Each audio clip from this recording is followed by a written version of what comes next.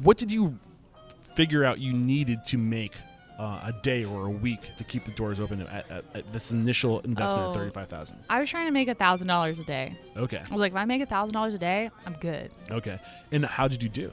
Not $1,000 a day. Okay. We started out really slow. I think something I learned from that was that you actually have to tell people you're opening. Okay. I was so scared that I sort of just opened the doors and was like, we're open.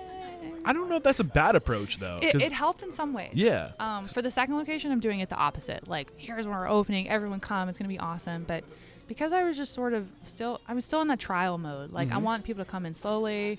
I don't want to drop the ball in the beginning. I want to see what people think about it. Well, I think the other variable, too, is, like, early on, like, your first employee, like, the food's going to bring them back, but also your encounter with them, your engagement with them, right? Yeah. And if you have a line going out the door on day one, how impactful are those first touches going to be? Yeah. You know what I mean? So and when you get people trickling in, touches, exactly, and then they come back because you get to put that imprint on them, right? Yeah. And you get to work out your systems, your kinks. You think it's going to go one way when you're like testing stuff. It never goes that way. Exactly. Like, never. Yeah. So like when you F it up, yeah.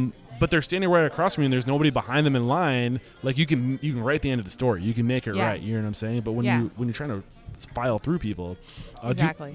Anything else? I'm talking too much. This is your time to shine. Hi.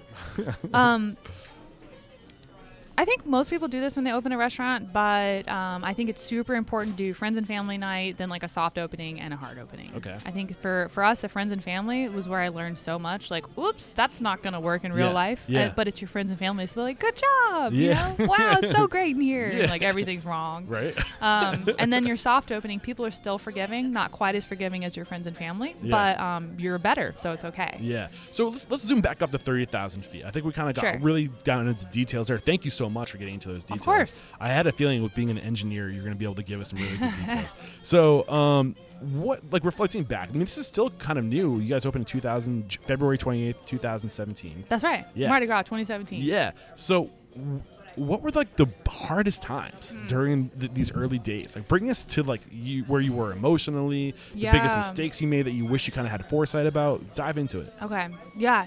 There was a time period where it was very hard. I would say the first couple of months we were open, I was doing everything. You know, I didn't understand what it meant to work a 20-hour day. Just, you cannot compute until you actually do it and you know what it feels like. It's awful. Yeah. So one mistake I made in the beginning was not finding good help fast enough. I sort of like rolled into being stressed out, like, oh crap, I need help. I need Whereas I should have done it before. Yeah. So now I do that more. I'm like, oh, something come around the corner. We're gonna need more people. Let's get on it now. Yep. But so we were slow for the first couple months. We weren't even hitting our $1,000 a day. I was talking like, I don't know, 15 people a day through the doors would be like, oh, we did it, you know? And then I started to get a little discouraged, like, oh, what am I supposed to be doing that I'm not doing? And sort of had a moment where I was like, oh, crap, this isn't going to work. Like, I started thinking, like, what's my runway? Where can I put money to make this work? What do you mean my runway? Runway meaning, like, how much cash do I have in the bank? And assuming nothing changes, how long is this place going to be open before I'm like, whoops, operating capital, basically. Yeah, you got to be aware of that. I think runway for capital, it just kills people. So when you started getting a little antsy here, how much runway did you have left? I'm very conservative, so I still had like 8 months of runway. Okay. I was like, oh no, 8 months. Like, I only have 8 months. We just started rolling. Yeah, so I started thinking more about what I could do to fix the problem, which is that people don't know about us. And we're in, like I mentioned, the armpit of the shopping center. So unless you're looking for us, you don't know we're there. Okay. But that turned out to work in our favor because it was kind of a hole in the wall feel. And people want a hole in the wall, especially in LA where everything's so like Instagrammed and trendy. Yeah.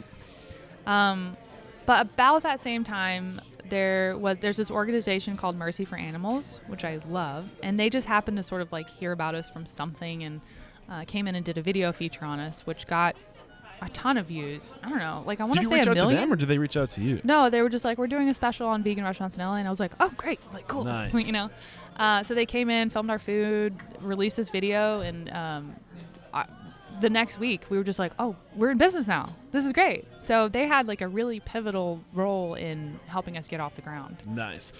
Did you learn something from that experience? Yeah. From that point where you're like, maybe we should seek these people out, these influencers? For sure. Yeah. I was like, oh, press and marketing is important. Branding is important. So take us through from that experience, like what did you start to do to start to drive traffic into your restaurant? I started to be more involved in the stuff that I didn't want to touch before. To me, like the whole, like, you know, I'm so guilty of being the person who doesn't want to touch that stuff. Yeah. I'm like the worst at like promoting it. Like I can totally like resonate with that. I always had the attitude like, well, if people like it, they'll come. I need a Jess in my life. Yeah, exactly. So I think that mentality of like, if it's good, people will come, it works, but you got to be real patient. And in the meantime, like you're running out of runway, whatever.